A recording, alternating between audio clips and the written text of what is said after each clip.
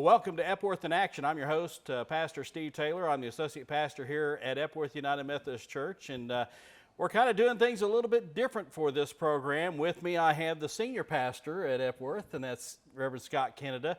We're kind of going to have a little fun tonight. We're going to kind of interview each other a little bit and have conversations here about how church has been going on since the COVID-19 crisis hit. It's been different for every church, folks, let me tell you. And it's something very much out of the norm. And then we're going to find out a little bit about each other, I think, as the program goes on. But Scott, I know, starting off, let's talk about church as a whole. Churches have been suffering a little bit with the COVID-19 outbreak. We're not able to have people in our churches. How's that affected us here at Epworth? Yeah, so in terms of, well, I mean, it could go a lot of different directions. One, it's just hard to not be connected to each other. Right. We separated from one another. I know people, that's the thing I hear most, is that people just really miss being with each other and seeing one another. The supports we build in a Sunday school class are over a lifetime. I mean, there are people who've been in Sunday school classes together for 30, 40 years. And that kind of relationship, people miss. I mean, they miss, and because it is very much, it's not just a friendship. There's a spiritual connection that we share, and it's just deep. And so that's the thing I think most of us miss, are those relationships. Right, and then we get into the point where we have technology available to be able to do Zoom Bible studies and Zoom Sunday school classes, but not everybody's into that. Right, and even those who are doing it, if you do it for work and you do it for Sunday school, or you do it for a few different things, and you just kind of get a little tired of always being on the computer too. Right. Someone described it as kind of screen fatigue that people are getting, and that can happen too. We just are affected in a lot of ways. Sunday morning for worship, that we've tried to keep that essential connection that we have between us and God, and hopefully we know that kind of connection we share throughout the congregation. It's as well. like when you and I get up to lead worship on Sunday morning and we have an empty sanctuary. That's pretty different. It kind of makes us feel empty a little bit as well, at least me anyway. I mean, we've had something unique happen here at Epworth. We've had some ladies of our church go around and put different names of people where they normally sit. And that's been a real helpful thing. Right. And just because you think about the people who are there, and we know through responses on Facebook, and folks that call in, that those of you who are connected in those ways, when we see your name out there, we know, that we feel that connection also. But that first Sunday, I got to tell you, that first Sunday was tough. It was pretty unbelievable to, I'm starting my 8th year as the pastor here, and so for 7 years. You come into that sanctuary, and even though we're not the most vocal congregation in terms of response, there's a smile of recognition. There are participations that let you know you've connected in some way. Facial responses. That's right, yeah. and so to not have that. That first week was a little difficult. I think I've kind of found a little bit of a rhythm. Steve said he was going to want to move out to the congregation because I keep glancing over at him glancing over on at me. TV. I'm thinking like he's preaching to me, just me, Yeah. But and we've always had that connection. We've never had this happen before. We've had cancellation of church because of weather and things like that. But for this prolonged of a time. Right. And it's taken its toll on our church as well as other churches too. Yeah. In many different aspects, and financially is one of them. Right. That's a really good point. And there's no one who's alive who remembers any time like this. And what we know from history in the church, I don't know of a period where for months church was not able to happen throughout church history. So it really is something that's quite different. Financially, one of the things, I mean, as a congregation, members have been incredibly faithful. Right. We have some members, who send their check in regularly. Some who've made arrangements with their bank to do automatic check withdrawals. So those checks, contributions are coming in just on a consistent basis. Others have stopped by and said, "I just want to catch up my contributions," and we'll write a check to catch that up. But we are. What I've been able to tell in conversations with pastors, United Methodist pastors across Oklahoma, is that most churches their giving is down by about 20%. I don't think ours is down quite that much. But it is down some. Also, our expenses are down a little bit simply because of not using the building and having less utility costs. Right. One of the things that I just think was very good is that the federal government provided the PPP program, the Payroll Protection Program, and so small businesses were able, and as a church we qualified for that, to apply for what initially is a loan, and then at the close of it, that part that goes to direct salary support can be offered up as a grant. And that's really been a help to bridge that gap for the congregation, for Epworth Church, and make sure that all employees continue to get paid, and that we do that in a way that doesn't cause suffering in the life of the church either. Right. But the place where it really is most beneficial is with the daycare. The day school. Yeah, the day school. It runs on such a tight budget that just a few weeks closed down means that there's not money to pay checks. And so that program's allowed us to keep teachers that we were closed for 1 month, and they were able to continue to receive their salary, which takes the stress off of their families. They're able then to return as they are now, and we're in this month, and May has been kind of a ramping up month where we've had that support, so we didn't have to worry about payroll. But kids and families could. At first, it was like a little less than half of enrollment, and it's begun to kind of build its way up, which has allowed us to have more distancing and safety in the daycare. Well, and also the fact of, even though a day school is considered an essential business, a daycare is essential business, we thought it was best for the health and welfare of our teachers and the kids to shut down April. Right. Yeah, and we've really been everybody's been learning as we go. Yeah. And so to close down for that. Also, we had dropped down to under 20% of our enrollment were actually in attendance during the month, and or during the month prior at the end of March. So in April, we had parents who were like, we're not sure our kids will even be here.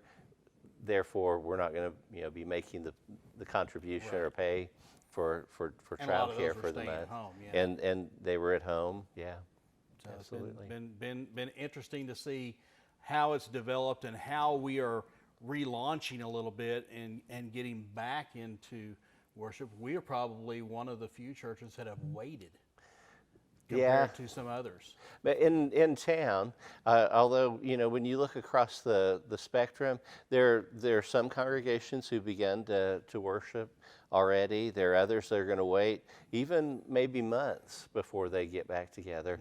We're looking at June 14th being the Sunday when we do that. We're going to start with just worship only. As things move forward, we'll begin to add Sunday school and other group activities, but we'll begin with worship only.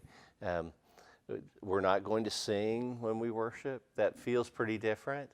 Yeah, it will. We won't have congregational singing, but one of the things we found is that even in just the week or two prior to the shutdown, there were congregations where through singing, multiple members had been exposed and then tested positive to the virus. In fact, the United Methodist congregations in Oklahoma where that happened. Right.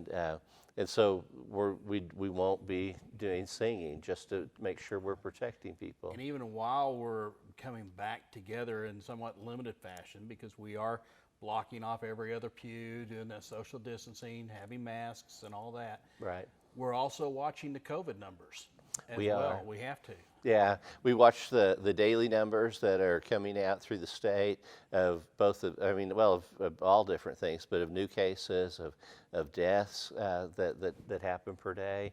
We're watching closely our community, what those numbers are in Grady County, and along with listening to the guidelines and direction comes from the CDC, the governor's office, the annual conference of the United Methodist Church. Really, we're trying to do this in a way that is as safe as possible. Yeah. And I would rather, my personal feeling is I would rather start a week or two late than a week or two too early. Right, right. And we have been so blessed here at Epworth because of our technology.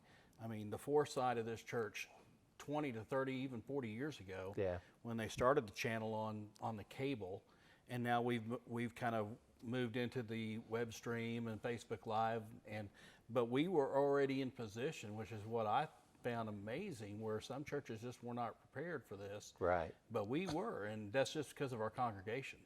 Yeah, and Epworth has done a great job of supporting the television ministry. We now refer to it as media ministries because television is one part of what we do. Yeah, but it has moved into an online presence through, as you know, YouTube and Facebook Live. And you were really pivotal in helping us get to that place. Which is where we were going next, because a lot of people don't know about me. Right. I've been here, 3-4 years now? That's right. And so I was actually recruited to come here by my predecessor who held the media position here. And it was just been God's blessing for me to be here. And I love it. And I wasn't even a pastor when I came back here. Right. It was some prompting of somebody, and higher up from him, that got me back into ministry. I was in for 8 years before, and then got out for a while, and then came back. And I think your story is it's a really interesting one, and I think people should understand, the avenues that there are for entry into ministry. But when you were early in your career, you were not thinking about ministry. But what areas were you working in? Oh, I was in radio for 20 years, broadcast radio and television, which why I came here for the media part. I did that after I got out of high school, went to school for it, and ended up going to school for 2 years and was just in the industry for 20 years. And then kind of moved around. My wife was also involved in television and media, and so she kind of moved with her position. I kind of was the good husband who followed a little bit, and so ended up in Ada, Oklahoma, which is when I found my calling, I guess, or God sought me out to become a pastor. And a little church southwest of Ada, a little church called Fitzhugh United Methodist Church. And I was there for 8 years as part-time. Yeah. As like I am here, I was a part-time minister here. And then I went back to school, finished my degree, and lo and behold, next thing I know, I'm in southwest Oklahoma in the Marlow area in Lawton. And then my wife was working in Chickasha. Right. And I thought, I just don't see us moving to Chickasha. And God has an amazing way of lining things up for you when He wants you to be somewhere. And He made 6 or 7 things fall in line for me to be able to be here. So don't ever doubt that if God wants something to happen, it's going to happen, folks. Yeah. Trust me. It happened with me. And I've been blessed ever since. And it's really kind of, it's God's leading and crafting, that I think helps lead people into the right place at the right time. Absolutely. And my wife came home one day after our youngest daughter graduated from high school. She goes, I'm tired of driving to Chickasha every day from Marlow. You drive all over the state anyway, because I have a full-time job. Right. I work for a gas company, for CenterPoint Energy, the gas company. You drive all over the state, we're moving to Chickasha. And my only response was, yes, ma'am. What can you say? Yeah. And so that led us here. And so I just, it's God's way of making things line up. Right.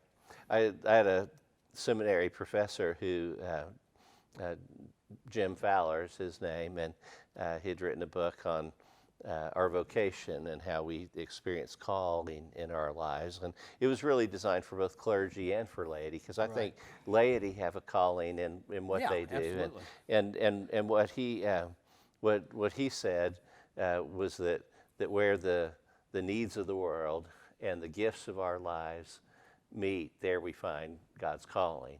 And I think that's particularly true for you, that where the needs of this world and this community and this church were, and the gifts of your life and a background in media work, Right. With the calling in ministry, having spent time as a pastor, all really kind of led to this coming together. It was one of those things I mentioned, in fact, on last week's program. I said, God's blessed each person with some talents. And if you let those talents go to waste, it's just wrong. I mean, if he's blessed you with music, sing or play an instrument. If he's blessed, like he's blessed me with talent of technology, and I have to use it. I mean, that's what God's called me to do, I believe. Yeah. And another way that where God was working to prep us for this moment was that Jim Winslow, Right. Before they'd moved back to Tulsa, he and I were talking, and he was just a strong advocate for us looking at how we move the television ministry to an online presence.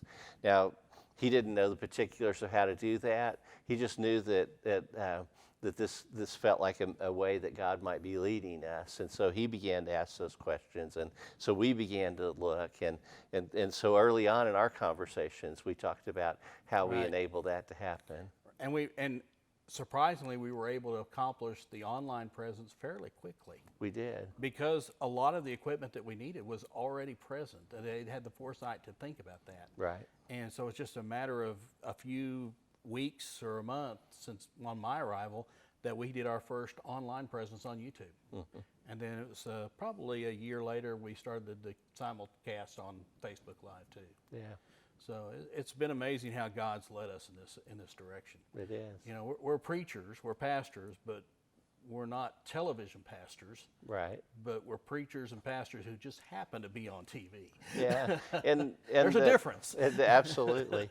And the thing that and I don't want to say that God left out other people, but I do know that a lot of our colleagues have been scrambling to try to find ways to get online, to have their worship services be present to their congregations at home, and that's a way where we've been able to help benefit several congregations, you particularly, and offering up resources that we have as a church and your skill together to help other churches get to that place. Right. And that's what God calls us to do, to be in community with each other. Yeah. So it's been a blessing that way. Anything else? What about? I haven't asked you any questions. You've asked me. We've gone back and forth. I've had plenty of time to talk. I don't usually miss out. But the last thing I think about, though, is as we begin to move forward and worshiping, some of you are going to feel a little anxious about coming back just now. Right. And I think people ought to be okay about that. No, I mean, if you don't feel comfortable being back yet, continue to worship at home. That's going to be important. In fact, if you are in one of those categories, either by health or by age that put you in a vulnerable place, the best thing you can do is to protect yourself.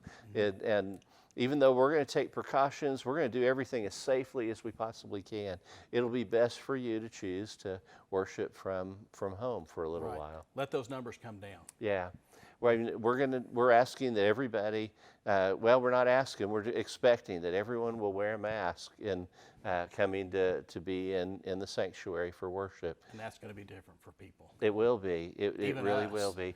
Well, because our numbers have been low, and what we've been doing on Sunday morning, because Right. we haven't had a congregation, those that were up there leading, we haven't been wearing the masks. But what we'll be doing is once the if we're not speaking or singing, playing an instrument in a role of leadership, then we're going to be wearing our mask. When we do those kind of things, we'll take them off to be able to do it.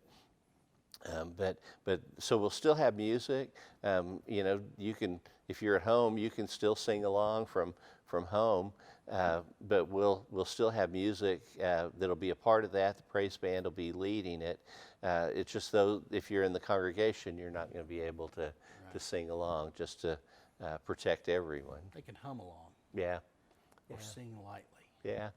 And the other thing this week, we've had a couple of members of our congregation who've tested positive for the COVID virus, and so it kind of really hitting home a bit, and just reminds us about how protective we need to be of one another. We can't let up. Yeah.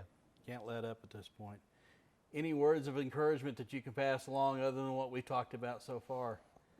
Now I'm on the spot. Now you're on the spot. Yeah, I think that during this time, the most important thing we can do is to remain connected and celebrate the ways that ministries emerged in this time. We've had people in the congregation who've started putting together baked goods and delivering to members of the church and to the firefighters and folks in the community. Right. We've had people who are calling their Sunday school classes. And we've had Sunday school class that meets for Zoom on Sunday mornings. Steve stepped up with the Bible study. A Bible study. And that's been online. There are important ways that we've stayed connected, and we just want to celebrate those who've done that. Want to encourage you to reach out to your friends in the life of the church, to check in, to see that they're doing okay. But also, in doing so, you're helping take care of yourself, so that we keep connected to one another and spiritually connected to God. Invite and have a time just where you sit down and in your prayer life, where you sit down maybe with a cup of coffee and just share with Jesus over the table. Absolutely. What's going on in your life, how you're feeling, and I think those are important things for us today. And the main thing, even though you might feel like you're alone, you're not. We're with you as well. Yeah. With you as well.